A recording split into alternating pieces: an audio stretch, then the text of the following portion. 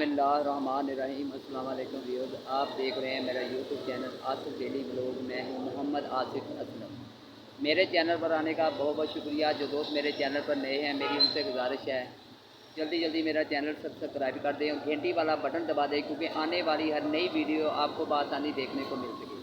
Viewers, आज मैं एक नई चीज़ लेकर आपकी खिदमत में हाज़िर हुआ हूँ। मैं बाज़ार से गुज़र रहा था तो मेरी नज़र दो कम सन बिल्कुल शीखार बच्चों पे पड़ी।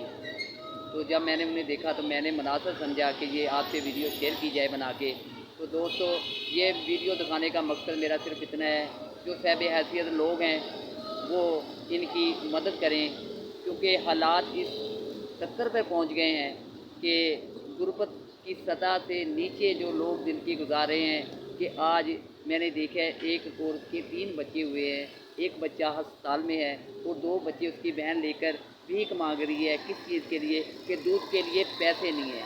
देखकर मेरा तो दिल खून के आंसू रोया। आप यकीन करें या ना करें, लेकिन मेरी आपसे इल्तमास है, जो मेरी वीडियो देख रहे हैं, अगर वो साहिब हैसियत हैं, इन गरीब लोगों की ज़रूर मदद करें। है वक्त के हुक्मरानों, ज़रा होश के नाखुन लो। हज़रत उमर फारूक ने कहा था कि अगर दरिया के किनारे कोई कुत्ता प्यासा मर गया तो उसका भी अल्लाह तबारक तआला मुझसे पूछेगा। तो ये तो वो तो जानवर थे, ये तो इंसान हैं जिनको पीने के लिए शीखा बच्चों के दूध के पैसे भी उनके पास नहीं हैं। कुछ तो ख्याल करो इन लोगों का। तो चलते हैं, आपको उस वीडियो की तरफ जाना, उन बच्चों की वीडियो दिखाता हूँ, तो आप ज़रूर देखें।